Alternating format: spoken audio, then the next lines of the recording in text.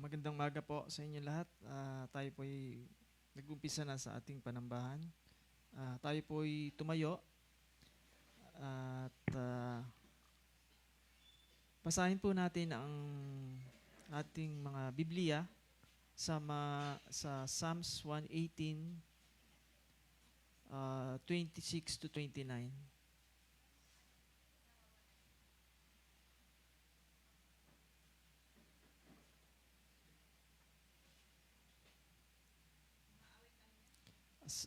Mga awit 118 to 26 to 29. Chapter 118, verse 26 to 29.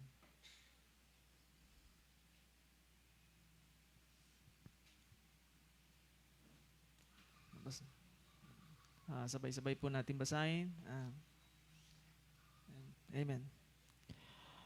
Mapalad siya na dumarating sa pangalan ng Panginoon. Pinupuri ka namin mula sa bahay ng Panginoon. Ang Panginoon ay Diyos at binigyan niya kami ng liwanag. Talian ninyo ang hain ng mga panali. Ang mga sungay ng dambana, ikaw ay aking Diyos at ako'y magpapasalamat sa iyo. Ikaw ay aking Diyos, ikaw ay purihin ko. Magpasalamat kayo sa Panginoon sapagkat siya'y mabuti, sapagkat ang kanyang tapat na pag-ibig ay nananatili magpakailanman. Manalangin po tayo sa Panginoon. O Diyos, salamat po o Diyos sa umaga na ito na kami naririto at yung pinagbuklod-buklod o Diyos. At kami po ay nananalangin o Diyos na gawin mong karapat-dapat po ang bawat isa na mapakumbaba at makinig o Diyos na iyong mga salita. Turuan mo kami o Diyos na sa bawat pakikinig, Panginoon, ay makita namin, Panginoon, ang iyong kabutihan at kalalwalhatian mo, Panginoon, na lalo kaming mabuksan ang aming mga pag-iisip. At bigyan mo po kami ng pagkakataon, o Diyos, na makinig ng naayon, Panginoon, at may kapakumbabaan, Panginoon, sa iyong mga ituturo, o Diyos. Gawin mo, o Diyos, ang lahat ng ang mga ito, o Diyos, na ito po'y gagawin namin, Panginoon, sa iyong kaluwalhatian lamang, Panginoon. Salamat, Panginoon, sa bawat isa at kami nagpapasalamat, Panginoon, sa lahat, Panginoon, at ang mga biyaya mo at mga awa mo, Panginoon, ang nagpapatuloy, Panginoon, sa amin na makatayo, o Diyos, sa araw na ito. Salamat po, o Diyos, sa tanging pangalan ni Jesus, aming Panginoon. Amen. At buksan din po natin ang ating mga Biblia sa Deuteronomy chapter 4, verse 27 to 35.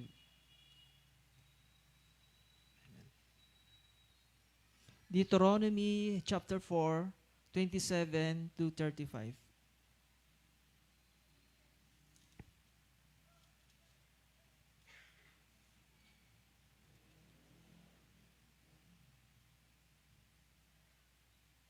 Amen.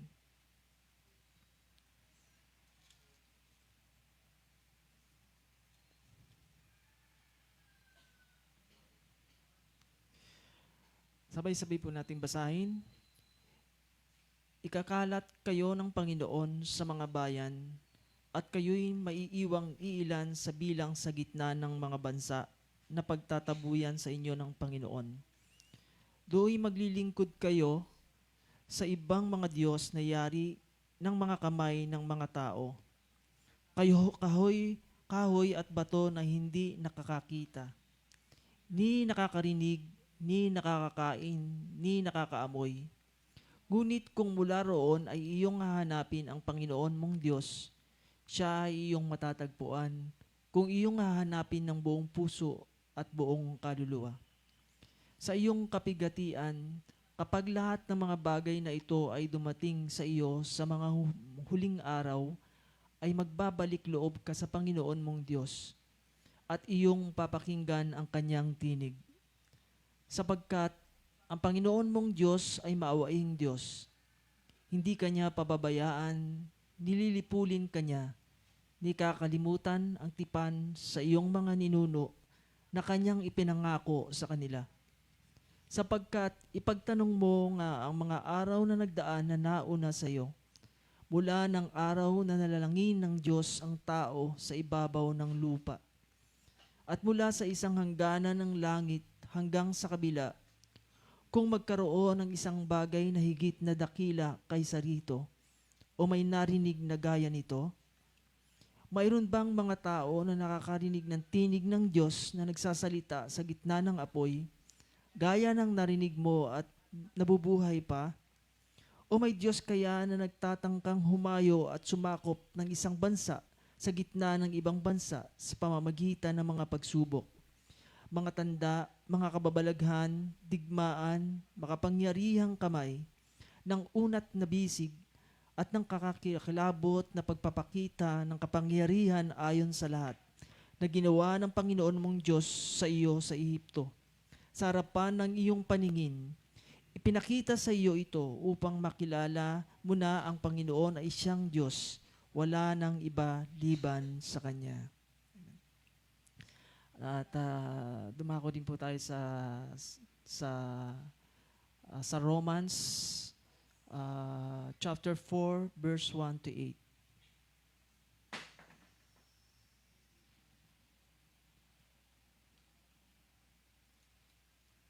Romans chapter 4 verse 1 to 8.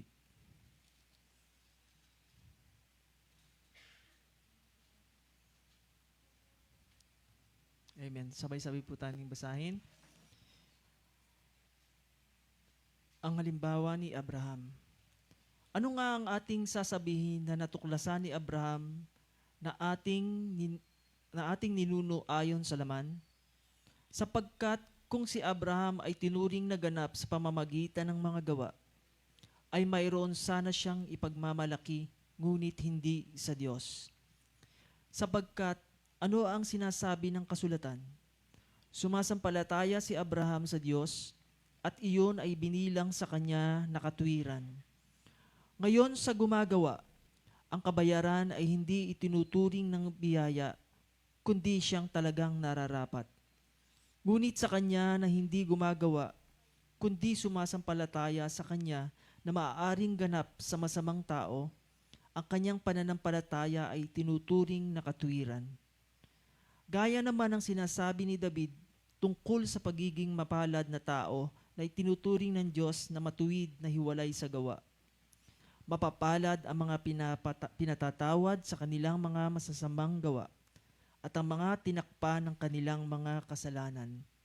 Mapalad ang tao na hindi ibibilang labang sa kanya ng Panginoon ang kasalanan. Amen. At dumako naman po tayo sa pag-awit ng mga himno. Amen.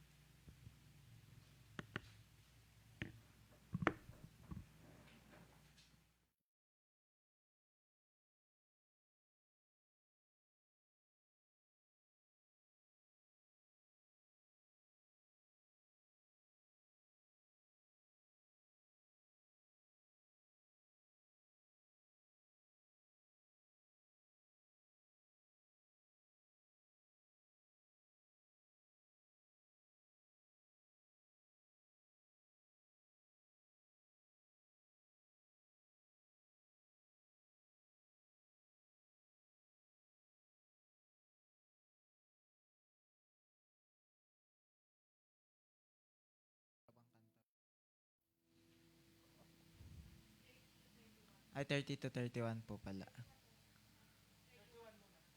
31 po yung una. Jesus, thank you.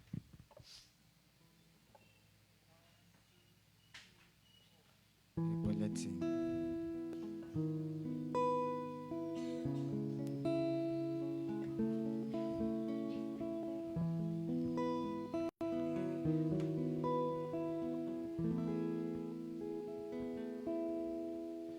The mystery of the cross.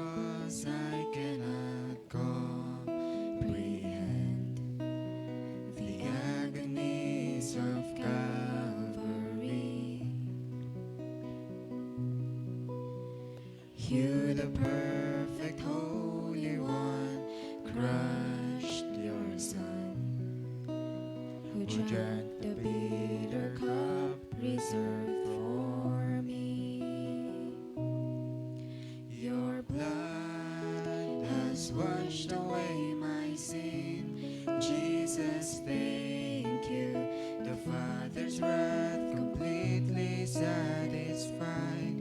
Jesus, thank you. Once your enemy, now seated at your table. Jesus, thank you.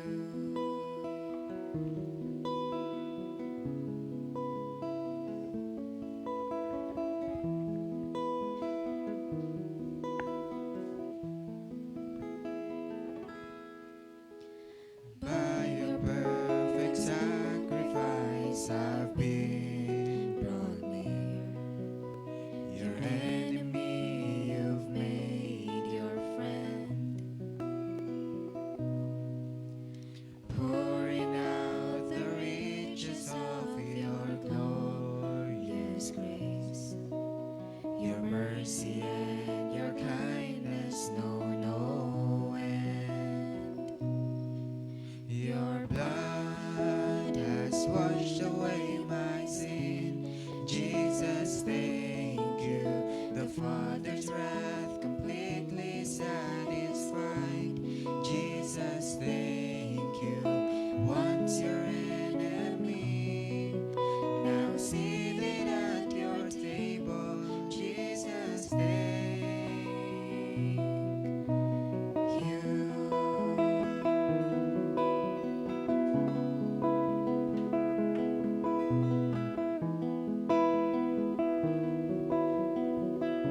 Lover of my soul. Lover of my soul, I want to live for you. Lover of my soul, I want to live for you. Lover of my soul, I want to live for you. Your blood has washed away my sin. Jesus, thank you. The Father's wrath completely satisfied. Jesus, thank you. Your blood has washed away my sin. Jesus, thank you.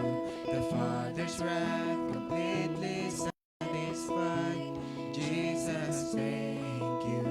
Once your enemy, now seated at your table. Jesus, thank you.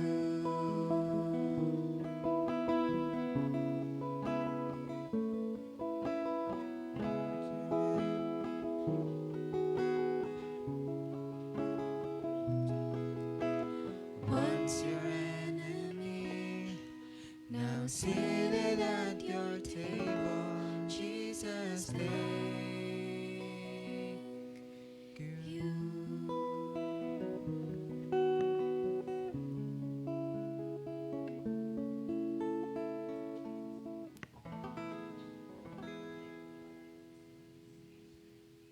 Tas sa page 30 po tayo. All I have is Christ. Sige po, let's sing.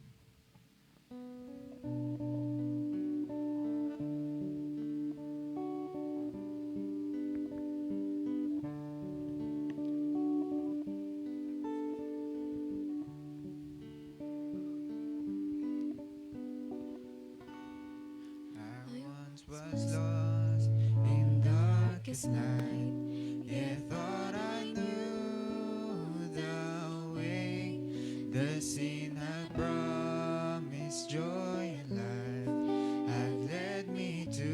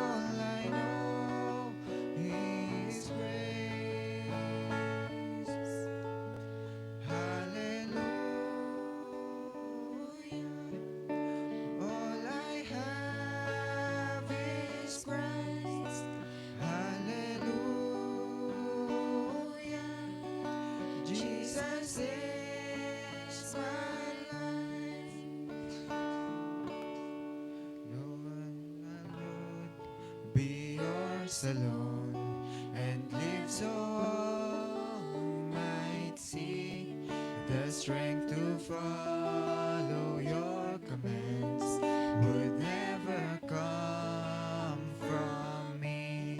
Oh Father, use my ransom life in any way you choose. Oh Father, use my ransom life in any way you choose. Hallelujah. All I have is Christ. Hallelujah. Jesus is my life. Hallelujah. All I have is Christ. Hallelujah. Jesus is my life. Okay.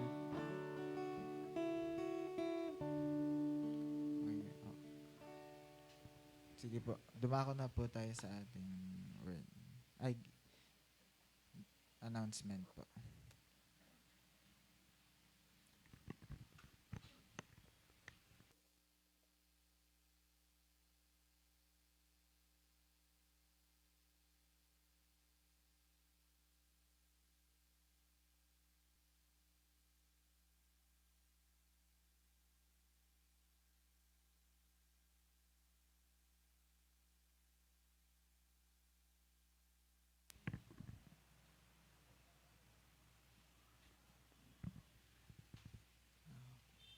Amen. Salamat po sa mga awitin ng ating mga puso at pagbibigay ng kaluwalhatian sa Diyos.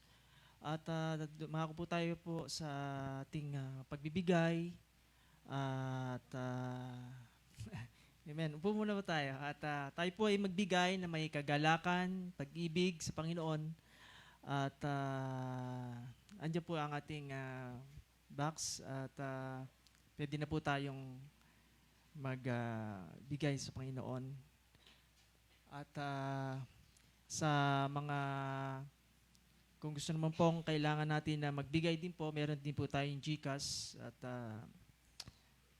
doon pwede rin po tayong magbigay doon para sa ating gawain dito sa ating sambahan. Amen.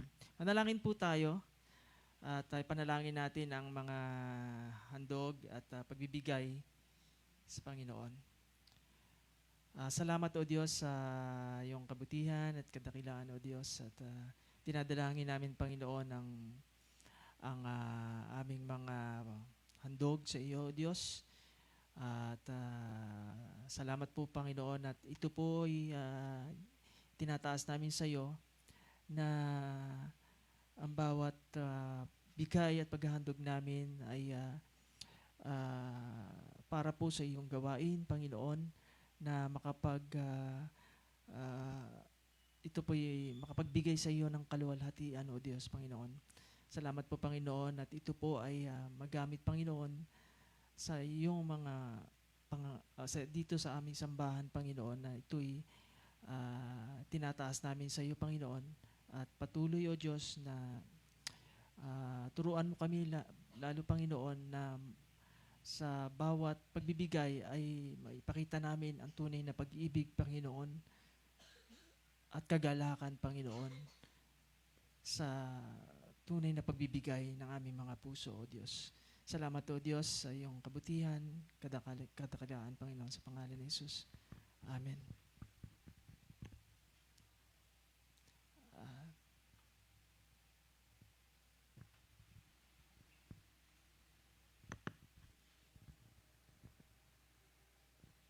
Dumako na po tayo sa salita ng ating pastor na si Pastor Lyle na gagamitin. Amen.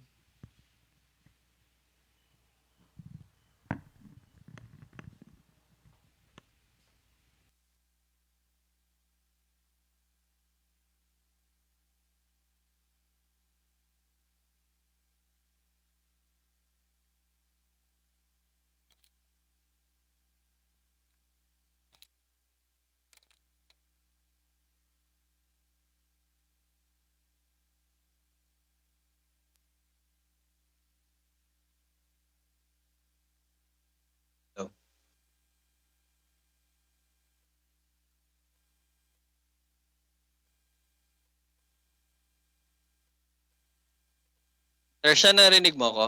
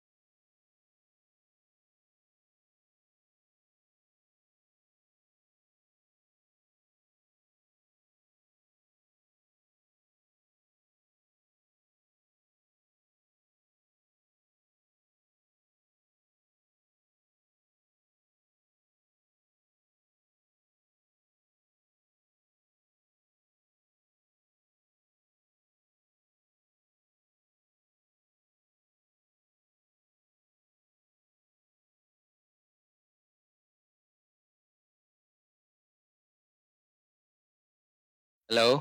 Hello, Mike? Okay na? Okay na? Narinig niyo po ako? Okay. Alright. Si Zoe. Thank you.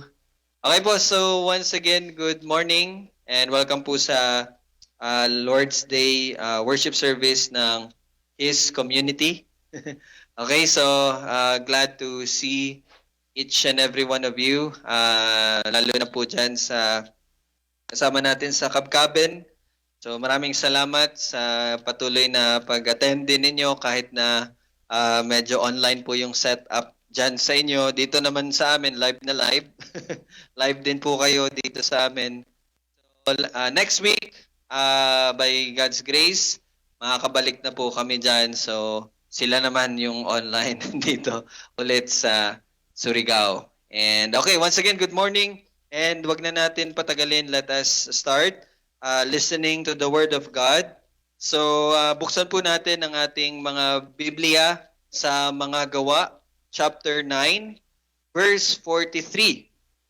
Chapter 9, verse 43. Kung matatandaan nyo po last week, natapos na po natin itong chapter 9. And sabi ko po, tayo magpapatuloy na sa chapter 10.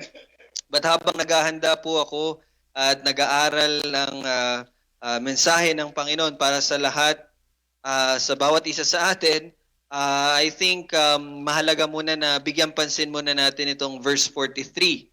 Okay? So, mapapaliwanag ko yan sa pagpapatuloy natin. Ngayon, kung nandyan na po kayo sa Acts chapter 9, verse 43, marapatin po muna natin na tayo ay tumayo at basahin ang salita ng ating Panginoon. Mga Gawa chapter 9 verse 43. Basahin po natin. Si Pedro ay nanatili sa loob ng maraming araw sa Joppa na kasama ni Simon na isang tagapagluto ng balat. Tayo po ay manalangin.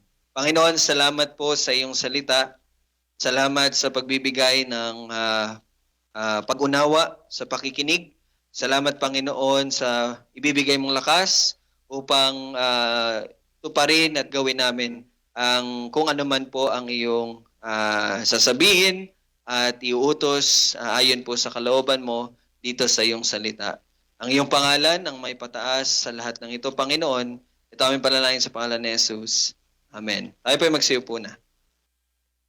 Okay, so siguro magtataka kayo, no? One verse lang ang ating pag-uusapan. So habang naghahanda ako, actually, ang prepare ko po is chapter 10, verse 1 hanggang verse 16. Oo. Ay hindi, hanggang verse 23 pala. Okay?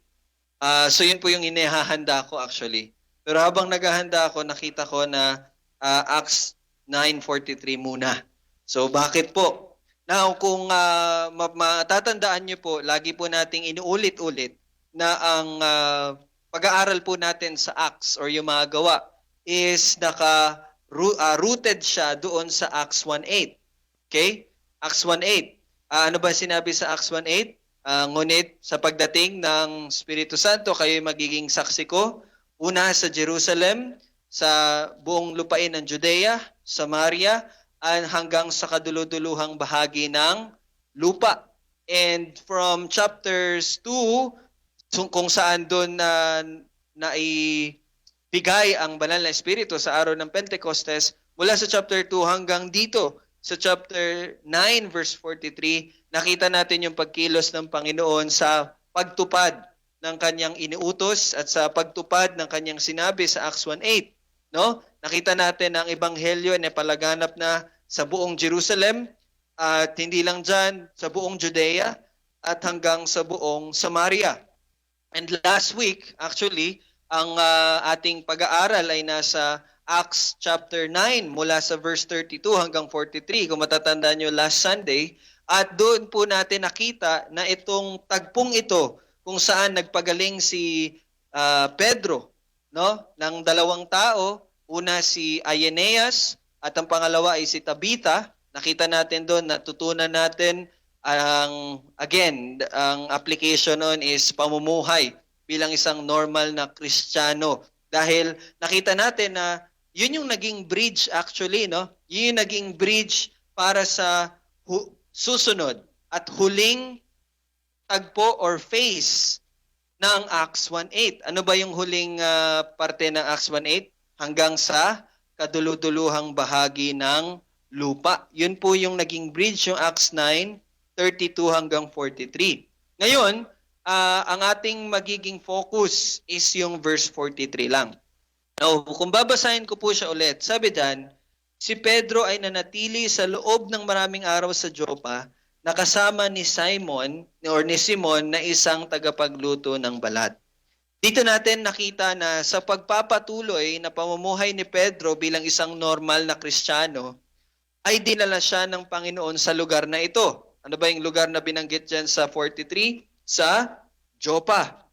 Okay? Now, ito po yung itong verse 43, okay, is actually ang magsisilbing sequel hook. Okay? Sa napakadakilang katotohanan na ating matututunan sa patuloy na paglaganap ng storya dito sa mga gawa ng Panginoon. Okay? Siguro, some of you, alam nyo kung anong ibig sabihin ng sequel hook. Okay? Sino dito yung mahilig manood? Lalo na yung mga series na mga palabas. Di ba? Merong tinatawag na season 1. Tapos, depende kung ilang episode kada season.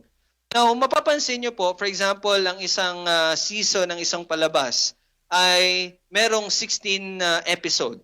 Sa episode 16, merong mga tao or merong lugar na makikita natin doon sa story na para bang wala naman siyang ganong kahalagang papel or kumbaga very minimal lang yung story about doon sa maliit na tagpo na yon. Pero actually, yun yung mga ginagamit ng mga writer or mga director ng isang palabas upang doon ipapasok yung kasunod na season. Yun po yung sequel hook. Okay? Siya yung kumbaga magiging part na kung saan doon iko-connecta yung susunod na season. Okay? Actually, dito po sa Acts, marami po tayong sequel hook na nadaanan. Hindi lang natin siya napansin.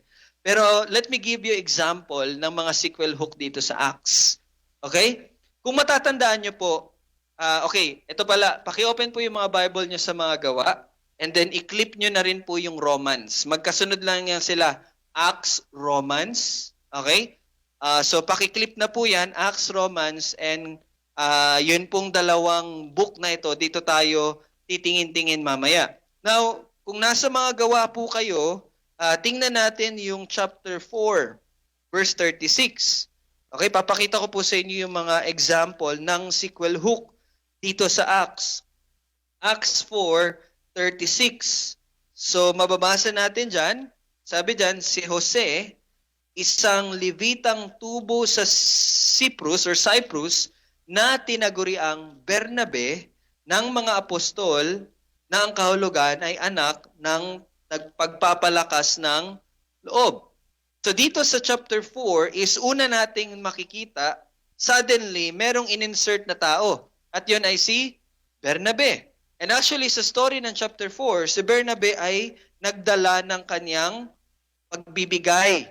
Kumbaga nagbenta siya ng kanyang ari-arian, dinala doon sa paanan ng mga apostol. Yun lang yung actually part niya dito sa chapter 4. Okay? And then in chapter 5, doon natin makikita yung story ng pagdidisiplina ng Panginoon sa pamagitan ni Ananias and Sapphira. So 'di ba parang nawala na po si Bernabe. Pero sa chapter 9, biglang ibinalik si Bernabe. Anong naging papel ni Bernabe? Sa chapter 9, siya ang ginamit ng Panginoon upang mapasama sa iglesia si Pablo. 'Di ba? Or si Saul. Diba? Kasi kung bigla lang siyang pumunta dyan sa chapter 9, sinabi na Bernabe, magugulat tayo, sino ba si Bernabe? Actually, the introduction of Bernabe is nasa chapter 4. And hindi lang doon nagtatapos. Sa chapter 13, makita natin ulit si Bernabe na magiging kasama at katuwang ni Saul or ni Pablo sa ministeryo na itinalaga ng Panginoon kay Saul. Diba? And another example is, kung makikita nyo sa chapter 6, tingnan natin yung chapter 6 verse 5. Merong mga binanggit po dyan. Chapter 6 verse 5. Sabi dyan, nasiyahan ang buong kapulungan sa kanilang sinabi at pinila nila si Esteban, lalaking puspos ng pananampalataya at ng Espiritu Santo, kasama sina Felipe, Procoro, Nicanor, Timon, Parmenas at si Nicolas na isang naging Hudyo na Antioquia. Okay? So, kung mababasa nyo dito, simply sinabi lang yung pangalan ni Esteban at ni Felipe. Pero, sa pagpapatuloy na pagbabasa natin ng salita, makikita natin sa chapter 7, the story of Stephen. Diba? And sa chapter 8 naman, doon natin makikita yung story ni Felipe. And sa chapter 8 verse 1, merong mababanggit dyan na tao. Chapter 8 verse 1, si Saulo ay sumang-ayon sa pagpatay sa kanya. So kung makikita nyo dito, sa chapter 8 verse 1, yun lang yung papel niya. Siya yung sumang-ayon sa pagpatay kay Esteban.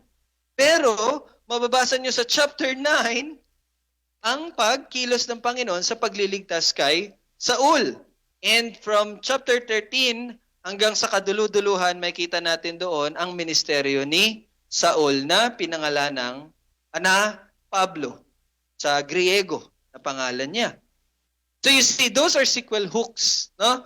Ako habang nagbabasa ako sa Bible, for example, nagbabasa kayo, pag may introduce dyan na tao, i-ano nyo na, expect nyo na may mangyayari dyan sa taong yan in the next coming chapters. Yun yung napapansin ko sa pagsulat sa Biblia. Kaya na-amaze ako.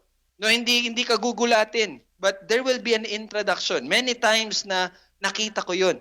Okay? So yun yung tinatawag natin na sequel hook. Galing, no?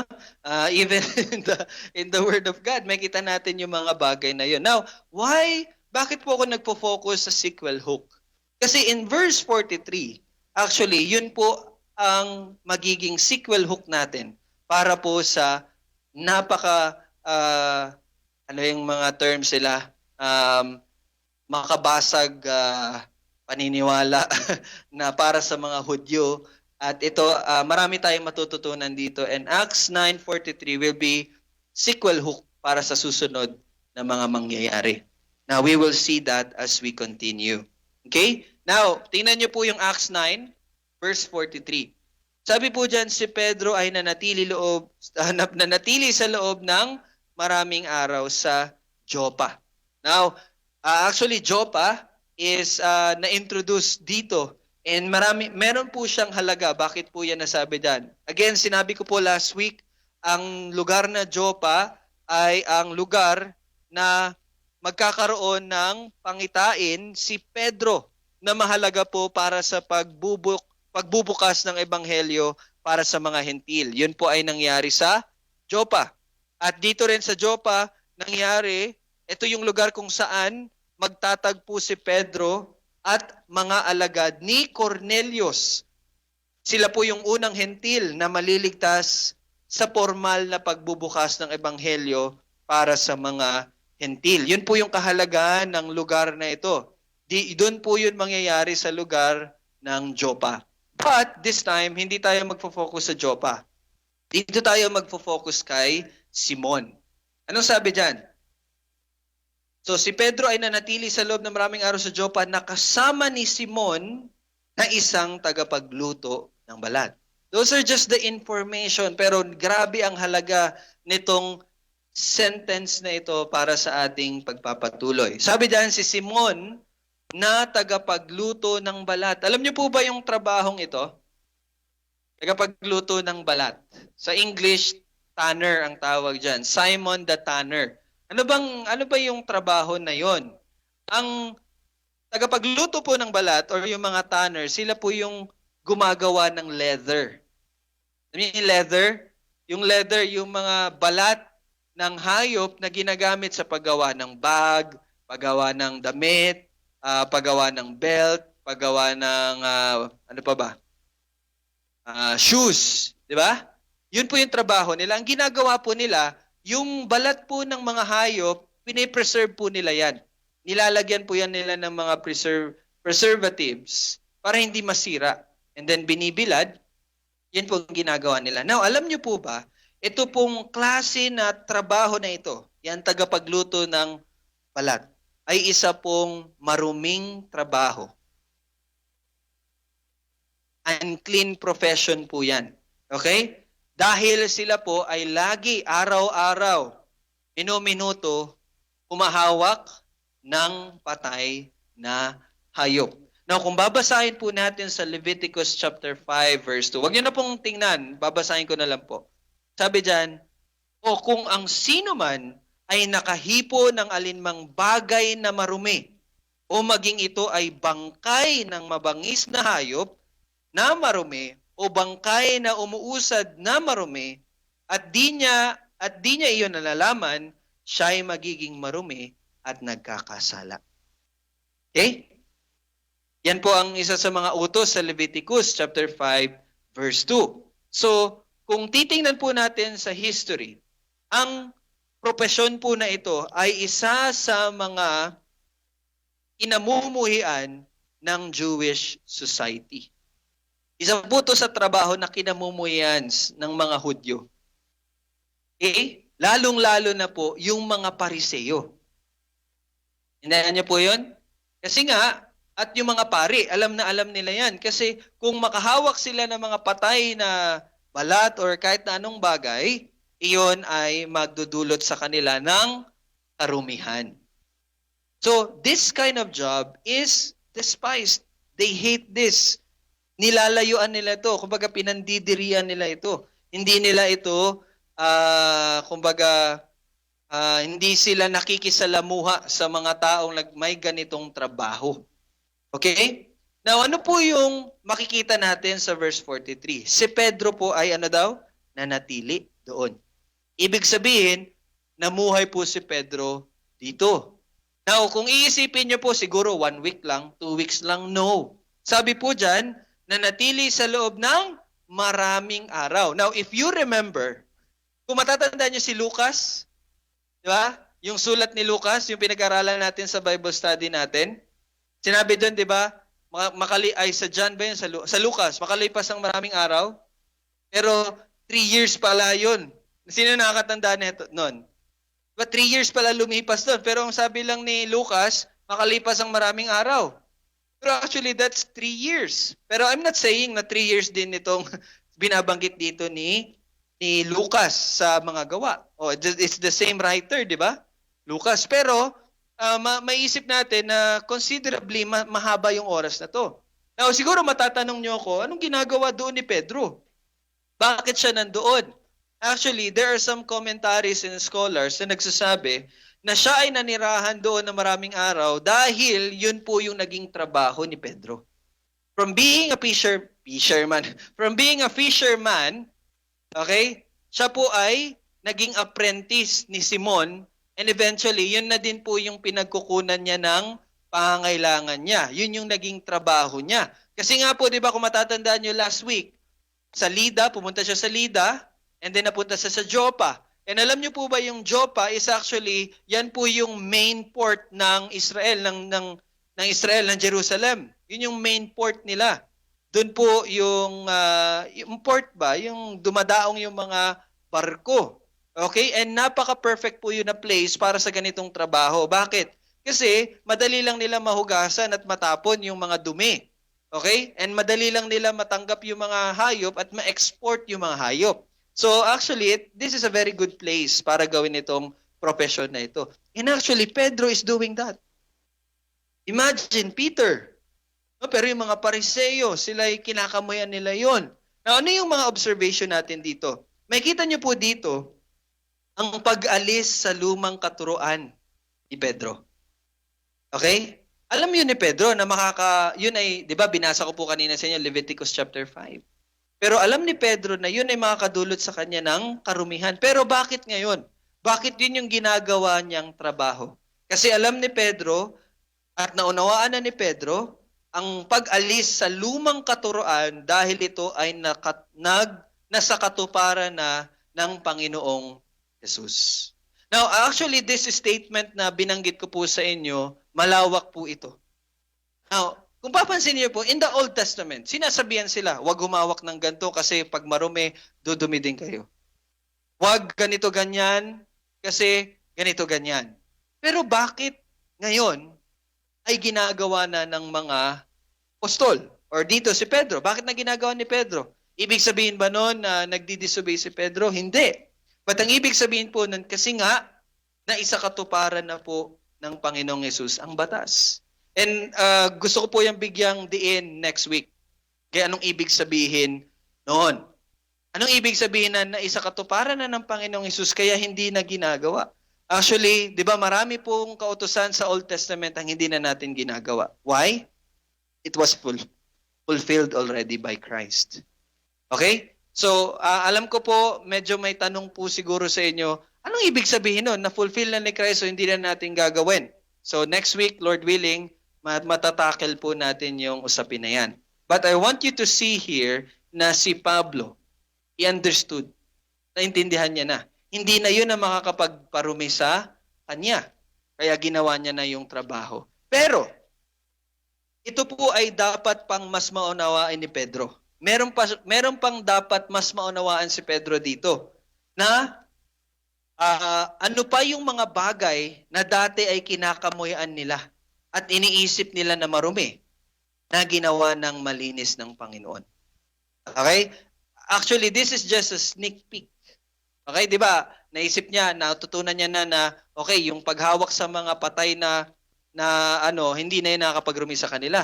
Pero again, ulitin ko po para mas maunawaan ninyo, may bagay pa, may isang specific na bagay pa na dapat matutunan ni Pedro na hindi na po marumi. Na dati ay pag-isip nila ay marumi. At ano po yun? Yun po ay ang mga hentil. Tanungin niyo po ang mga Hudyo, they hate the Gentiles. Sino dito ang nakakatanda sa story ni Jonah? Banggit ko to last week, I think. Si Jonah. Ano ba yung lugar na pupuntahan ni Jonah? Nineveh. Alam ba yung lugar na Nineveh? That is a Gentile country. Ninevites are Gentiles, mga hentil, mga hindi sumasamba sa tunay na Diyos. Pero nung utos ng Panginoon sa kay Jonah, pumunta ka doon at ihayag mo ang aking salita. Pero nung sabi ni Jonah, ayoko. Kaya pumunta siya doon sa alam niyo saan siya pumunta? Sa Joppa. Yes. Sa Joppa. Or ito yung dito siya sumakay. Sorry, nakalimutan ko. Pero may part yung Joppa doon. Okay? Pero anong nangyari? Nasunod pa rin ang kalooban ng Panginoon. Nahayag pa rin ni Jonah yung salita niya sa mga Ninevites. At anong ginawa ng mga Ninevites? They repented. Sila yung mga hentil. Pero naligtas sila. Pero ano pong sabi ni Jonah pagkatapos? Patayin mo na lang ako. Kasi makita ko tong mga taong ito naligtas. Anong ibig sabihin nun? Ganun po nila ka-hate ang mga hentil. Yes! At yun ang dapat maunawaan ni Pedro. Okay, kaya sabi ko nga po, itong verse 43 is magsisilbing sequel hook sa atin. Okay? Ang kaligtasan po ay hindi lang para sa mga Hudyo, ito ay para sa mga hentil din. Now, babasahin po natin, punta po kayo sa mga Gawa chapter 13. Tingnan niyo po yung chapter 13, verse 46 at 47. 46 at 47. Chapter 13 po. Okay? Anong sabi po dyan? At nagsalita ng buong katapangan sina Pablo at Bernabe na nagsasabi, kinakailangang ipahayag muna ang salita ng Diyos sa inyo, yamang inyong itinatakwil ito at hinahatulan ninyong hindi kayo karapat-dapat sa buhay na walang hanggan, kami ngayon ay babaling sa mga hentil. Sapagkat ganito ang ipinag-utos sa amin ng Panginoon na sinasabi, inilagay kitang isang ilaw sa mga hentil upang ikaw ay magdala ng kaligtasan hanggang sa dulo ng daigdig. And actually, ito pong sinabi dito ay mababasa din natin sa Isaiah 49:6. Basahin ko po sa inyo Isaiah 49:6. Oo, kanyang sinasabi, napakagaan bang bagay na ikaw ay naging aking lingkod upang ibangon ang mga lipi ni Jacob at panumbalikin ang iningatan ng Israel? Ikaw ay aking ibibigay na pinakailaw sa mga bansa upang ang aking kaligtasan ay makarating hanggang sa dulo ng lupa. Actually, itong binanggit po ni Pablo dito sa verse 47 ng Acts 13 is actually quoted, kinote po ni Pablo yung Isaiah 49 verse 6. So makikita niyo po, even in the Old Testament pa lang, hayagan na po, na malinaw na po, na ang kaligtasan ay hindi lang para sa mga Hudyo. And another example, babasahin ko po sa inyo, Genesis 12 verse 2 to 3. Ito po yung pangako ng Panginoon kay Abraham. Anong sabi dyan? Gagawin kitang isang malaking bansa. Ikaw ay aking pagpapalain. Gagawin kong dakilang iyong pangalan at ikaw ay magiging isang pagpapala. Verse 3, pagpapalain ko ang magbibigay ng pagpapala sa iyo at susumpain ko ang mga sumusumpa sa iyo. At sa pamagitan mo, ang lahat ng angkan sa lupa ay pagpapalain. And alam niyo po ba, this was quoted by Pablo again in Galatians 3:8. Sabi ni Pablo sa mga taga-Galatia, at ang kasulatan. Okay? Pag sinabing kasulatan, he is referring to the old scriptures na nakakaalam ng una pa man na aariing ganap ng Diyos ang mga hentil. Sa pamamagitan ng pananampalataya ay ipapahayag ang ebanghelyo ng una pa man kay Abraham na sinasabi, sa iyo ay pagpapalain ng lahat ng mga bansa. So tingnan niyo po, inexplain ni Pablo kung ano yung sinabi ng Panginoon sa Genesis 12 verse 3. Ang ibig sabihin nun ay nakakaalam na una pa man naaaring ganap ng Diyos ang mga hentil sa pamamagitan ng pananampalataya. So you see, it's very clear na ang kaligtasan ay para rin sa mga hentil. At yun ang dapat maunawaan pa ni Pedro. Now, meron po tayong tanong na makikreate. And I think it's very important. Natanong niyo na po ba? Kung ang kaligtasan ay sa pamagitan ng Panginoong Hesus, ano ang nangyari sa mga hentil na hindi nakarinig ng utos ng Diyos? Diba, lalong-lalo na sa mga nagbabasa sa Old Testament. Very clear na ang ligtas ay mga Hudyo. Nasa sa kanila ang kautusan, nasa sa kanila ang pangalan ng Panginoon. So, ano nangyari dun sa mga hentil in the Old Testament? Kasi sa New Testament, hayagan na, di ba? Hayagan na. How about sa Old Testament? Ano nangyari sa mga hentil? Have you ever asked that? Huh? Ano nangyari sa mga hindi nakarinig ng ebanghelyo ng Panginoong Hesukristo sa Old Testament? Kasi hindi pa man hayagan ang pangalan ni Jesus sa Old Testament. So ano nangyari dun sa mga hentil? Diba? Yun yung tanong na atin pong bibigyan ng pansin sa umagang ito. Ngayon, kailangan po nating maunawaan in John 14:6, sabi po ng Panginoong Jesus, I am the way, the truth, and the life, and no one comes to the Father but through me. So sabi ng Panginoong Jesus, siya ang daan. And ang sagot po sa tanong, si Jesus lang po ang tanging daan. Okay? Wala na pong ibang daan. Mula pa man po sa simula hanggang sa katupusan, si Jesus na po ang daan. Now, sinabi ko pong walang ibang daan, ibig sabihin po nun, hindi nagbago ang daan. Ibig sabihin, in the Old Testament iba, sa New Testament iba, hindi po. Hindi po nagbago ang daan. In the Old Testament and in the New Testament, ganun pa rin po ang daan. Iisa lang ang daan. Ang daan sa kaligtasan sa New Testament ay gayon din sa Old Testament. You have to understand that. Kaya sinabi ko po kanina, mula pa sa simula hanggang sa katapusan, si Jesus na po ang paraan. Kasi po, ang Old Testament believers at ang New Testament believers ay naligtas sa pamagitan ni Jesus lamang. Okay? Now, ang Old Testament believers, they are waiting for the coming of Christ. Sila ay naghihintay sa pagdating ng Messiah or ng Kristo.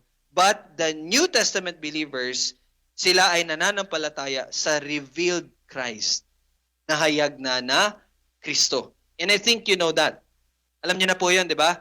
Ang Old Testament believers, they believe, they have faith in the coming Christ. Tayo sa New Testament believers, we have faith in the revealed Christ. Naintindihan niyo po yun? Okay? Ngayon, meron po kasing nagsasabi na sa Old Testament, sila po ay naligtas sa pamagitan ng kautusan. Okay? Yun po, marami, even actually mga Hudyo, ganun din. Now, kung babasahin natin sa Galatians 3:11, sabi po dito, ngayon ay maliwanag na walang sino mang, listen carefully, ngayon ay maliwanag na walang sino mang inaaring ganap sa harapan ng Diyos sa pamagitan ng kautusan, sapagkat ang matuwid ay mabubuhay sa pamagitan ng pananampalataya. Yun po yung sinabi ni Pablo sa mga taga-Galatia. At alam niyo po ba, itong sinabi niya dito, sapagkat ang matuwid ay mabubuhay sa pamagitan ng pananampalataya, ay kinote niya po sa Old Testament. Mababasa po natin yan sa Habakkuk chapter 2 verse 4. Sabi diyan, masdan mo ang palalo, hindi tapat sa kanya ang kaluluwa niya, ngunit ang matuwid ay mabubuhay sa pamagitan ng kanyang pananampalataya. Okay? Now, you have to understand na hindi po naligtas ang mga Old Testament believers sa pamagitan ng kautusan. Actually, ang kautusan po, even tayo, hindi tayo maliligtas sa kautusan. Ang kautusan ay taga-supil. Ano ba yung taga-supil? Taga-pangalaga.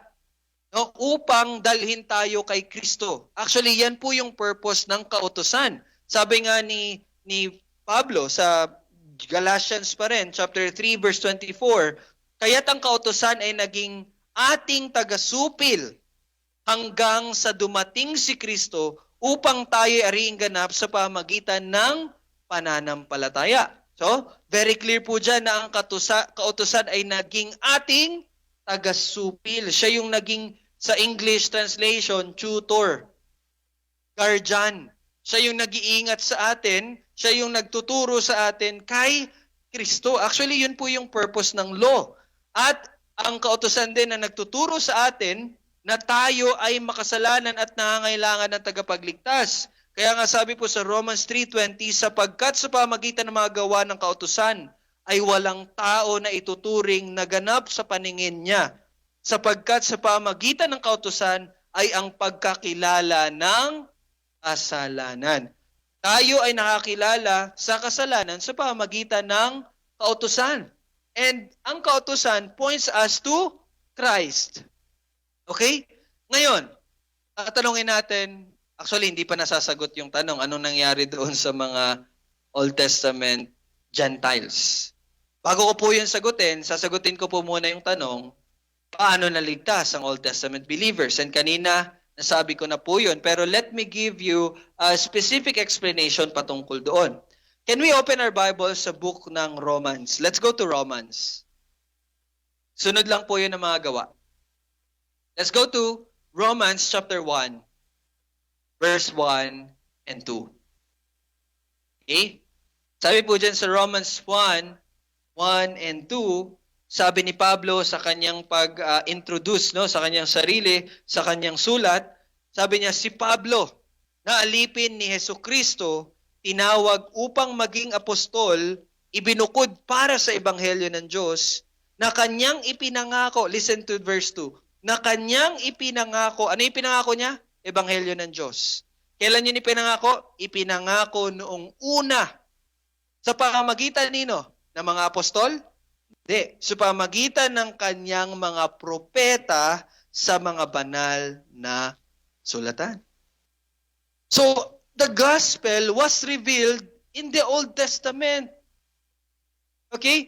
At sabi niya dyan sa chapter 3, punta tayo sa chapter 3, verse 20 to 24, chapter 3, verse 20 to 24, sabi dyan, sapagkat sa pamamagitan ng mga gawa ng kautusan, ito yung binasa natin kanina, ay walang tao na ituturing na ganap sa paningin niya sapagkat sa pamamagitan ng kautusan ay ang pagkilala ng kasalanan. In verse 21, subalit ngayon ay ipinahahayag ang pagiging matuwid ng Diyos na hiwalay sa kautusan at pinatotohanan ng kautusan at nino? Ng mga propeta. Imagine Paul explaining salvation by faith using the Old Testament.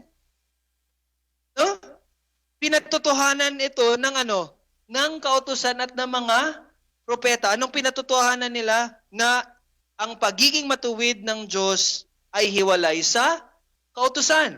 And verse 22, ang pagiging matuwid ng Diyos sa pamagitan ng pananampalataya kay Jesucristo sa lahat ng mga sumasampalataya sapagkat walang pagkakaiba.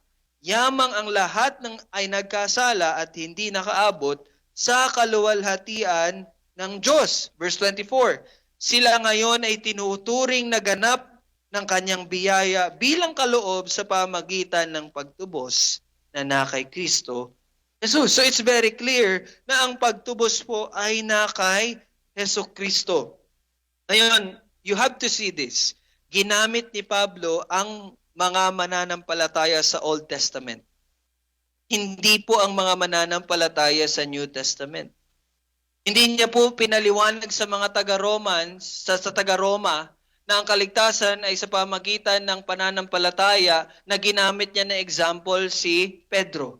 Hindi niya po ginamit na example si Barnabas, si Bernabe. Hindi niya po ginamit na example si Titus. Hindi niya po ginamit na example si Jude. Hindi niya po ginamit na example yung 12 disciples. Hindi po yun ginamit ni Pablo to explain that salvation is by faith alone.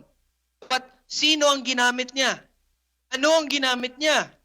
Let's go to chapter 4 ng Romans. Basahin natin yung verse 1 to 12. Tingnan natin ha. Ulitin ko po. Si Pablo po ay nagpapaliwanag na ang kaligtasan ay hindi sa kautusan at sa pamagitan lamang ng pananampalataya. Tingnan niyo po kung sino yung ginamit niya. Verse 1 ng chapter 4. Ano ang ating sasabihin na natuklasan ni Abraham? Na ating niinuno ayon sa laman. So now you have the name. Sinong ginamit niya? Abraham. Saan niya matatagpuan sa Abraham? In the Old Testament.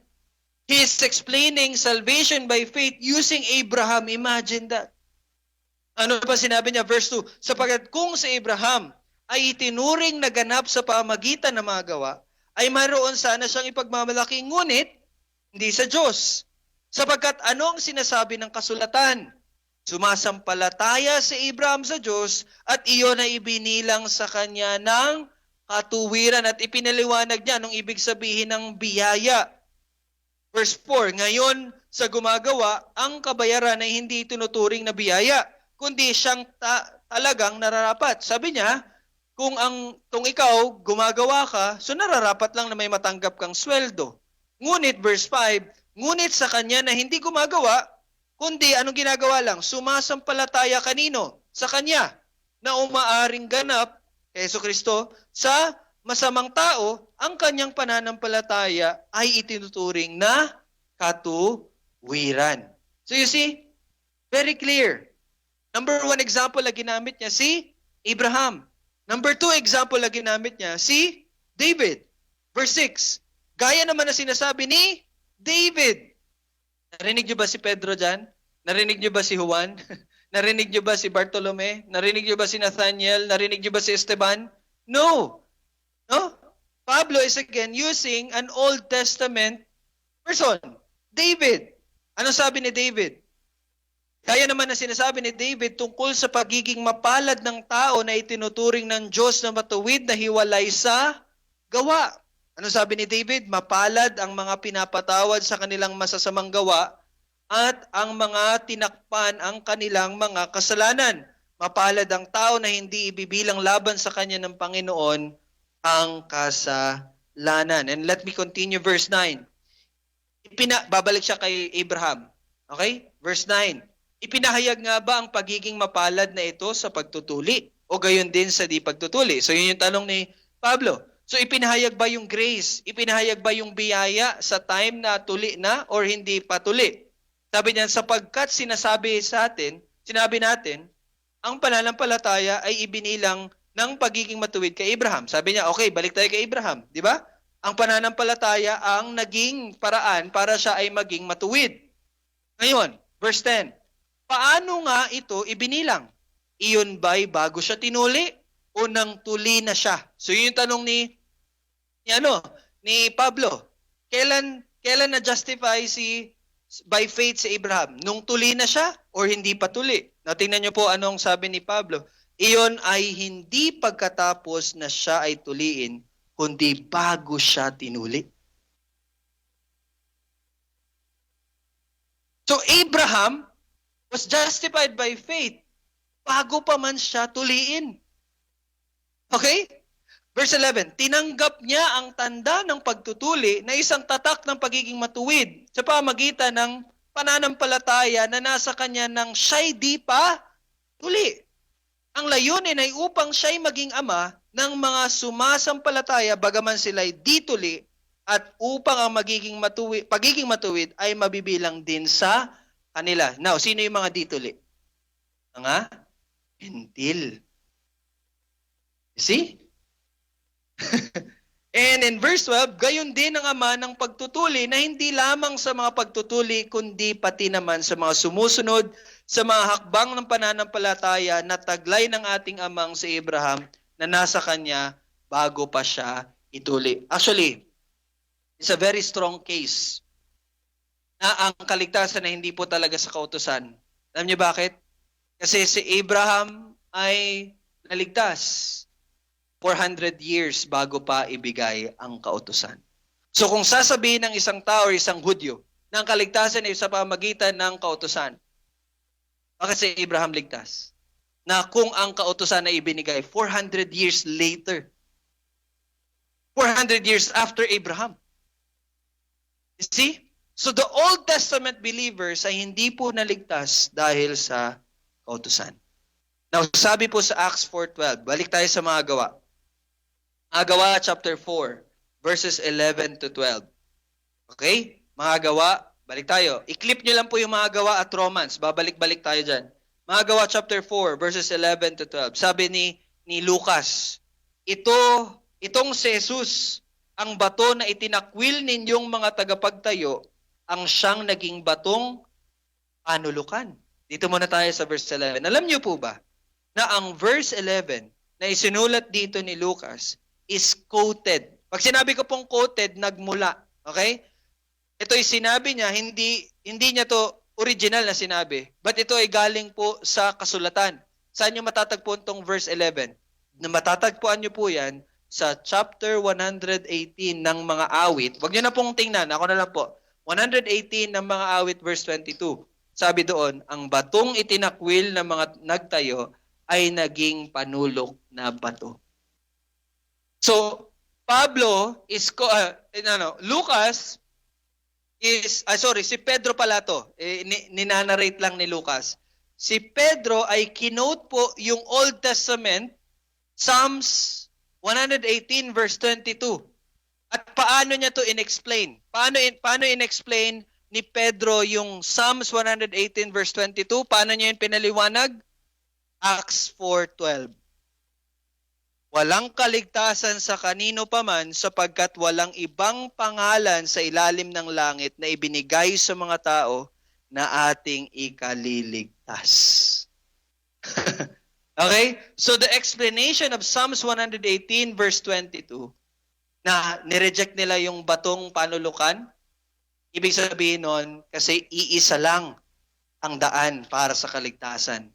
At wala nang ibang pangalan na ibinigay mula sa langit. At alam natin kung ano yung pangalan na yon. Yon ay ang pangalan ni Jesus. So ang isang tao ay maliligtas lamang sa pamagitan ni Jesus. Now, ang gusto ko pong makita ninyo, na ang New Testament believers explaining na ang kaligtasan ay sa pananampalataya, kinuha po nila yon, in-explain po nila yon mula sa Old Testament. Hindi po sila gumagawa ng kung sarili lang nila. No? So, sa Old Testament pa man, ang mga hentil ay kasama na sa pagliligtas ayon sa pananampalataya. Even in the Old Testament. Di ba, sinasabi natin kanina sa New Testament, doon lang natin nakita na ang hentil pala ay kasama. No! Even in the Old Testament, kasama na po sa pagliligtas ang mga hentil.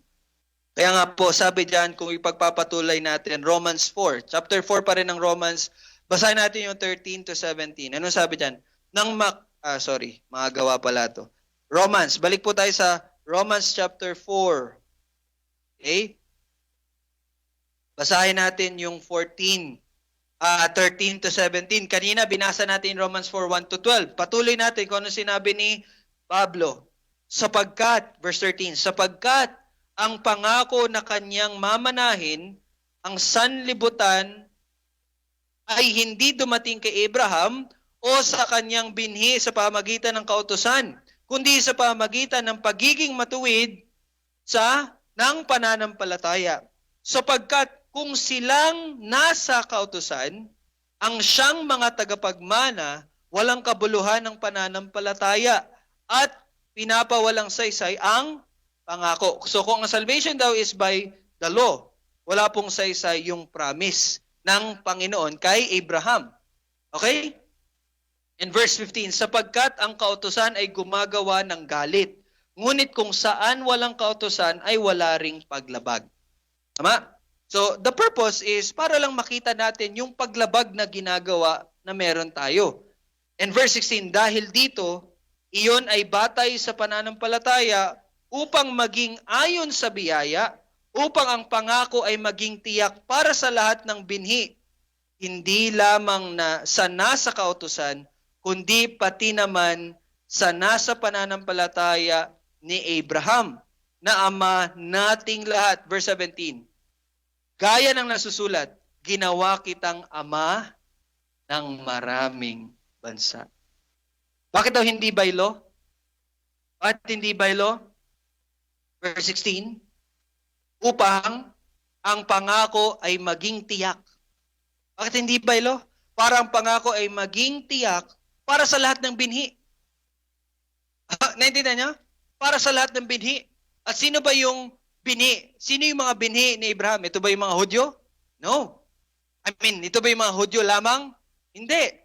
But sabi dyan sa verse 16 until 17, si Abraham, sabi dyan, na ama nating lahat, gaya na nasusulat, ginawa kitang ama ng maraming bansa. You see? Salvation is not only for the Jews, but also for the Gentiles. And you know what? Tayo. Tayo yun. Tayo po yung mga hentil. Kasama po tayo doon. And alam niyo po ba, in the Old Testament, marami na pong halimbawa ng mga hentil na niligtas ng Panginoon. Sino-sino yon? Tatandaan niyo po si Rahab? Si Rahab. Sino si Rahab? The prostitute. Diba? Yung nagpatuloy sa mga espiya. Natandaan niyo yan? Yung nagpatuloy sa espiya, yung sa Jordan River, ano na sana yung mga Israelita. Diba? Nagsugo si Joshua. Sabi niya, nagtabadala siya ng 2 espiya at yung nagtago doon ay si Rahab. Si Rahab po ay isang hentil. Pero siya ay niligtas ng Panginoon. At alam niyo po ba, si Rahab ay naging asawa ni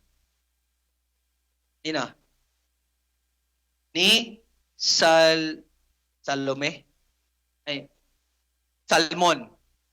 Yes, si Rahab po ay naging asawa ni Salmon. At alam niyo po ba, sinong anak ni Salmon? Si Boaz. Alam niyo po ba, sino naging asawa ni Boaz? Sino yung mga nagbabible reading pa dyan? Sino yung asawa ni Boaz? Si Ruth. Sino si Ruth? Si Ruth ay ang isang hentil. Okay? Hentil din po si Ruth, pero niligtas din siya ng Panginoon. At alam niyo po ba, si Salmon ba? Si Salmon, ang anak niya si Boaz, sila pong dalawa ay kabilang po sa family tree kung saan nanggaling ang ating Panginoong Jesus. Balikan niyo yung Matthew, balikan niyo yung Luke, balikan niyo yung genealogy. Nandun si Salmon, nandun din si Boaz. At sino yung mga asawa nila?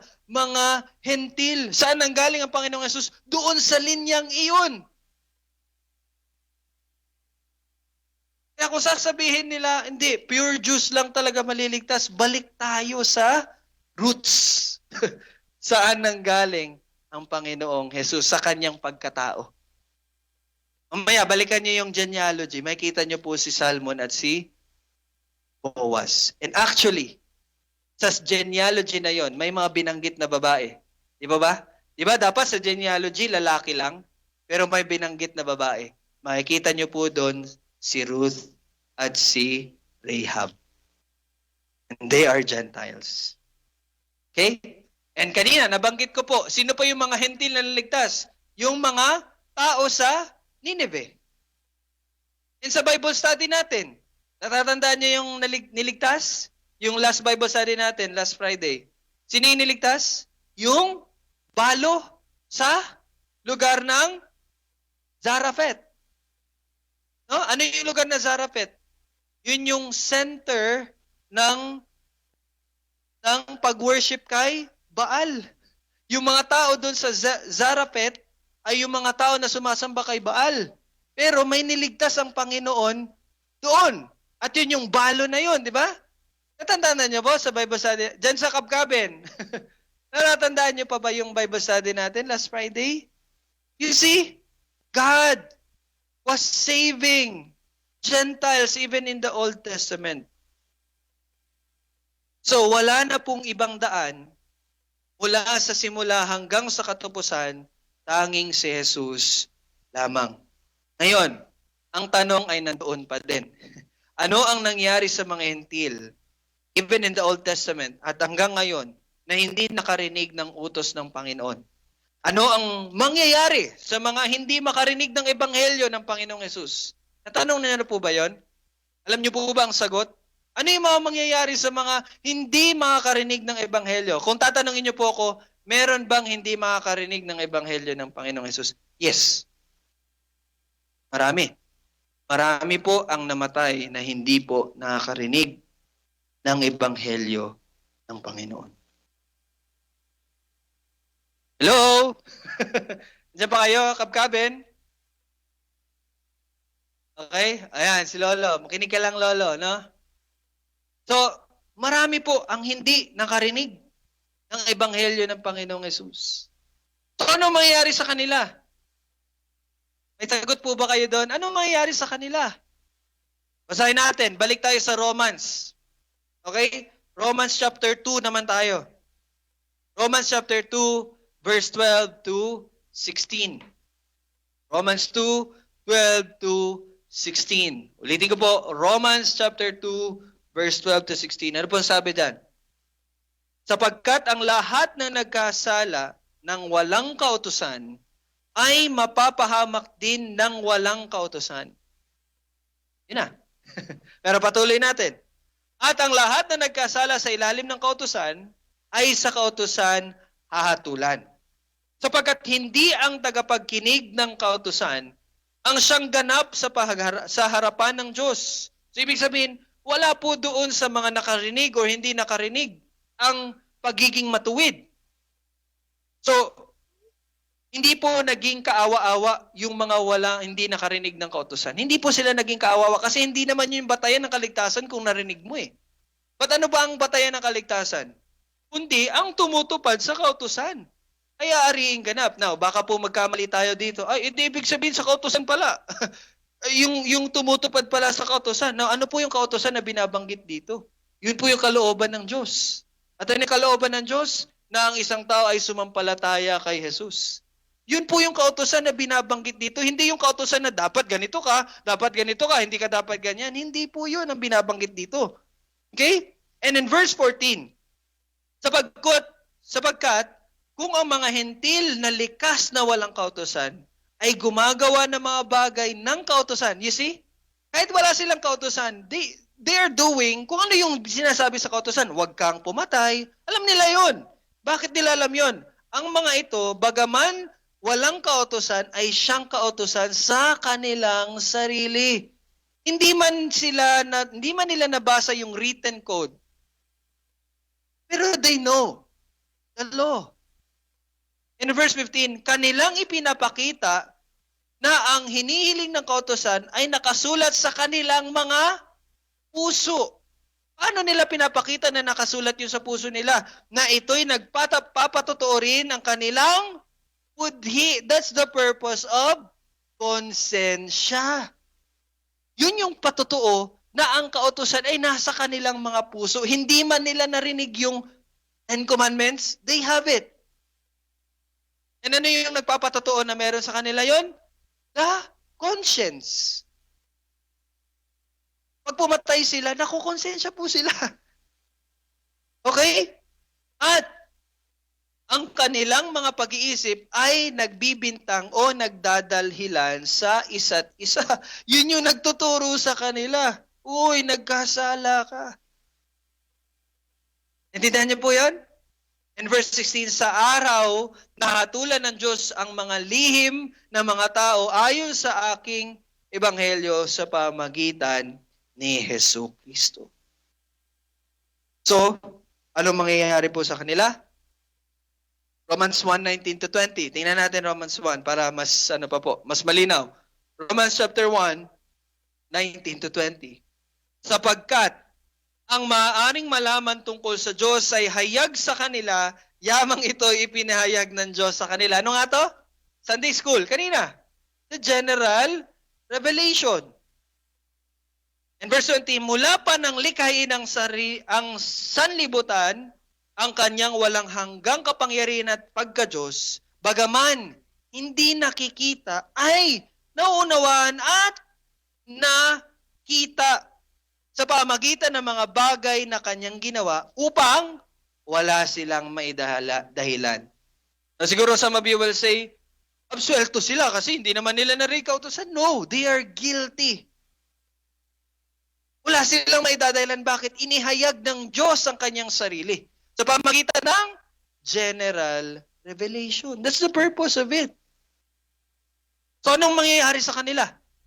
Na hindi nakarinig ng kautusan? They are condemned. They will go to hell. Wala. Okay. Siguro itatanong ninyo, unfair naman si Lord sa ganun. Sino dito, yung nakapag-isip ng ganun? O kung hell sila, unfair naman si Lord. Di binigyan ng chance na makarinig. Di ba? Yan yung provisionism na argument. Unfair. Unfair naman yung Diyos na ganyan. Dapat parinig. Di ba? Dapat iparinig sa lahat. Tapos, decision niya na kung tatanggapin niya o hindi. So, fair. Kung hindi niya tinanggap, he deserve hell. Kasi, fair naman eh. Sinabi naman sa kanya eh. Pag hindi sinabi, hindi niya alam, ay unfair si Lord. Yun agad yung pag-iisip. Di ba pa? Ganon. Pero, ang salita ng Panginoon na nagsasabi sa atin, na sila po ay hindi naligtas, hindi dahil hindi nila narinig ang Ebanghelyo. Ulitin ko po, hindi po sila naligtas, hindi po dahil sa hindi nila narinig ang Ebanghelyo. Hindi po sila ligtas dahil sa kanilang patuloy na pag-reject ng katotohanan na may iisang Diyos. How can we prove it? Romans chapter 1, verse 21. Okay? Patuloy natin basahin. Romans chapter 1, verse 21 to 25. Anong sabi? Sapagkat, yan niyo ba? Sapagkat kahit kilala nila ang Diyos. Kilala po nila ang Diyos. Again, the Bible is very clear on that. Inihayag ng Diyos ang kanyang sarili. Kilala nila ang Diyos. And ay hindi nila nilawalhati bilang Diyos. Ni pinasasalamatan man, kundi naging walang kabuluhan sa kanilang mga pangangatwiran at ang mga puso nilang walang katuturan ay nagdilim. So anong ginawa nila? Sa pag-aangking marurunong sila'y naging mga hangal. And verse 23, at ipinagpalit nila ang kaluwalhatian ng Diyos na hindi nasisira saan? Sa mga imaheng kahawig ng tao na nasisira at mga ibon na mga hayop na may 4 na paa at ang mga gumagapang. Kaya't dahil sa pagnanasa ng kanilang mga puso ay hinayaan sila ng Diyos sa karumihan upang lapastanganin ang kanilang mga katawan sa kani-kanilang sarili. And last verse 25, sapagkat pinalitan nila ng kasinungalingan ang katotohanan ng Diyos at sila'y sumamba at naglingkod sa nilalang sa halip na lumalang na siya puri magpakainawa namin. Kaya, tingnan niyo po yung mga tribes, tingnan niyo po yung mga hindi nakarinig. Ano sinasamba nila? Hayop, unggoy, puno. Diba? Ano po yun?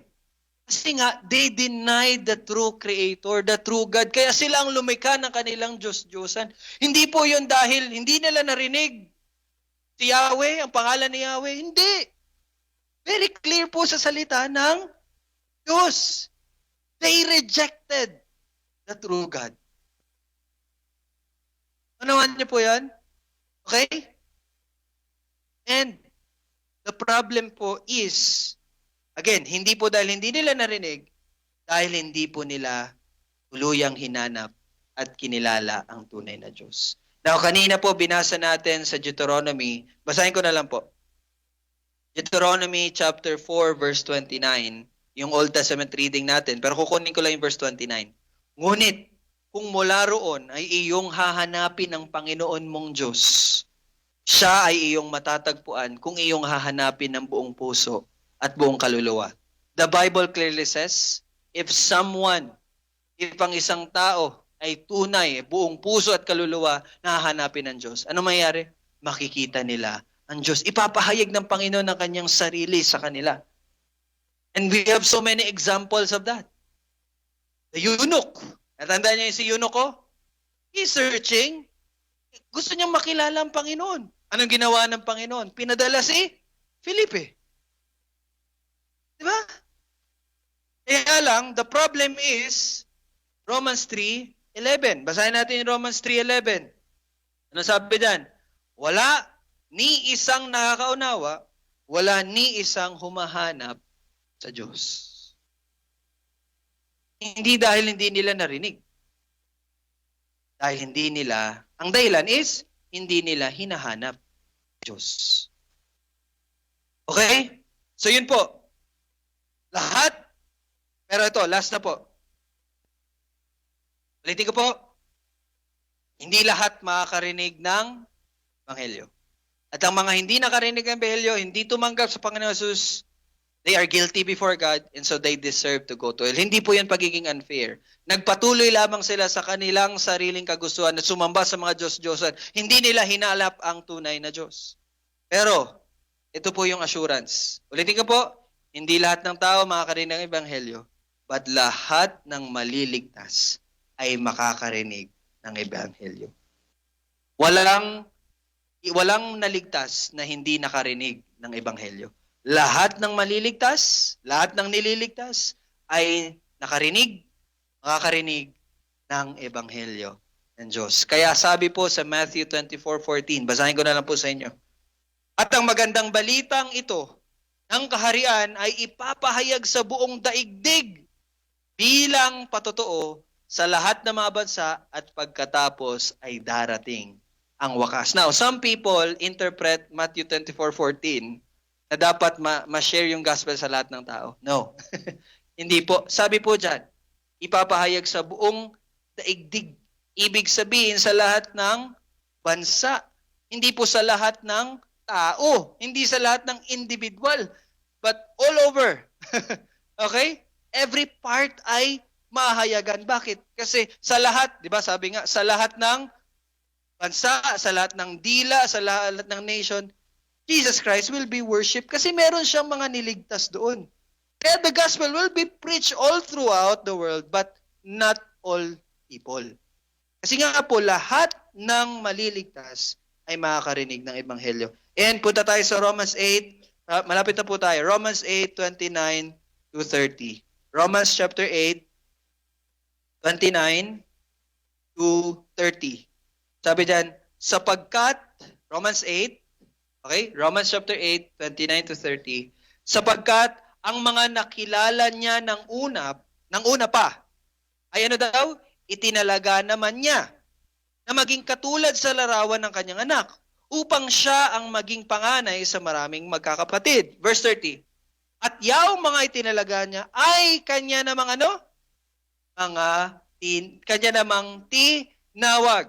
At ang mga tinawag niya ay tinuring niyang ganap at ang mga itinuring na ganap ay niluwalhati din naman niya. So ito yung sinasabi natin na ordo salutis, the order of salvation. Nandyan po yung pagtawag. So lahat ng i-glorify on the day ng pagbabalik ng Panginoon, lahat po yun sila mga tinawag. And truly, sabi ni Pablo sa mga taga Thessalonica in chapter 2, 13 to 14, makinig na lang po kayo, ngunit kami, sabi ni Pablo, ngunit kami ay dapat laging magpasalamat sa Diyos dahil sa inyo, mga kapatid na minamahal ng Panginoon, sapagkat hinirang kayo ng Diyos bilang unang bunga sa kaligtasan sa pamamagitan ng pagpapabanal ng Espiritu at pananampalataya sa katotohanan. Dito ay tinawag niya kayo sa pamamagitan ng aming Ebanghelyo upang makamit ng kaluwalhatian ng ating Panginoong Jesus. Ano yung sabi niya sa mga hentil sa taga Thessalonica? Kayo ay tinawag ng Diyos sa pamamagitan ng ebanghelyo. Kaya po, ganon kasigasig si Pablo. 2 Timothy chapter 2 verse 10. Kaya aking tinitiis ang lahat ng mga bagay. Again, nasabi ko na po ito sa inyo last Sunday.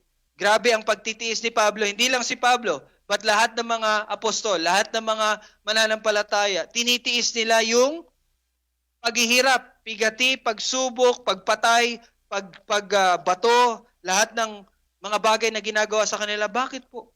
Sabi ni Pablo, tinitiis ko ang lahat ng mga bagay dahil sa mga hinirang. Kasi alam niya na may pinili. And ang mga pinili ay nararapat na marinig ang ebanghelyo. Kaya kahit na grabe yung paghihirap niya, tinitiis ko yun. Para sa kapakanan ng mga hinirang, ng mga pinili. Upang makamtan din nila ang kaligtasan kay Kristo Jesus. Di ba? He's talking about the gospel. No? Pinipreach niya yun. Para saan? Para makamtan nila ang kaligtasan kay Kristo. Kasi kung hindi na rin maririnig ang ebanghelyo, wala pong kaligtasan sa taong iyon. Okay? Na may kaluwalatihang walang hanggan. So, the application is the same with the Sunday school.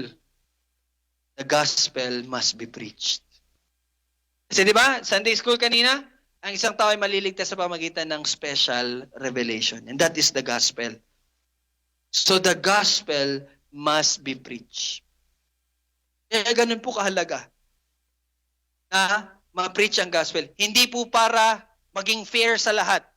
Okay? Hindi po para maging fair sa lahat. But para po sa kaligtasan ng mga hinirang. Kaya ganun po tayo kasigasig mag-share ng gospel. For the sake of the elect.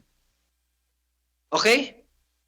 And, sabi ko nga kanina, Acts 9:43 is the sequel hook. The gospel must be preached. Bakit? Kasi pinapakita ito ng Panginoon sa tagpong ito. Ito, itong chapter 10, ang pagbubukas ng ebanghelyo sa mga hentil, pinapatunayan lang ng Panginoon na nararapat na ihayag ang ebanghelyo. That's why He is formally opening it to the Gentiles. At yon yung maaral natin sa chapter 10. Ang pagbubukas ng ebanghelyo para sa mga hentil. Ang Panginoon ay kumikilos upang dalhin ang ebanghelyo sa mga hentil. Bakit? Because the gospel must be preached for the salvation of the elect. And in the Old Testament pa man, sinabi niya na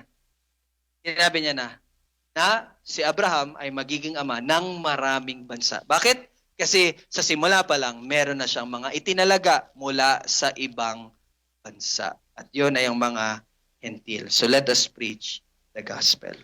Let us pray. Our Father in heaven, we bless your name. And we thank you, O Lord, for your grace. Sa simula pa man, Panginoon, ay itinalaga mo na maraming tao sa maraming bansa ay maliligtas. Salamat, Panginoon, dahil hindi po ito dahil nagbago yung desisyon dahil ang mga Hudyo ay hindi tinanggap. No, hindi po. Iyon ay itinalaga mo na noong una pa man. At salamat dahil kami ay nakarinig ng iyong ebanghelyo. Dahil ito ang iyong itinakda, ng iyong mga hinirang ay iyong itinalaga at ang iyong mga itinalaga ay iyong tinawag at tatawagin. At kaming mga tinawag ay iyong inaring ganap at iyong luluwalhatiin. Maraming salamat po sa biyaya at naway patuloy naming maunawaan ito at magbigay sa amin ng labis na kagalakan na ihayag ang iyong ebanghelyo dahil meron kang mga ililigtas. Para sa kaluwalhatian mo, O Diyos. Salamat sa iyong biyaya. Kaya mga kapatid, kayo'y manindigang matibay at inyong panghawakan ng mga tradisyon na sa inyo'y itinuro namin, maging sa pamagitan ng salita o ng sulat mula sa amin. Ngayon, ang ating Panginoong Jesucristo mismo at ang Diyos na ating Ama na umibig sa atin at nagbigay ng walang hanggang kaaliwan at mabuting pag-asa sa pamagitan ng biyaya ang umaliw sa inyong mga puso at patibayin kayo sa bawat mabuting gawa at salita. Ito aming panalangin sa pangalan ni Jesus. Amen at amen. Thank you po. Happy Lord's Day po sa lahat. See you po ulit next week. Bye-bye. God bless.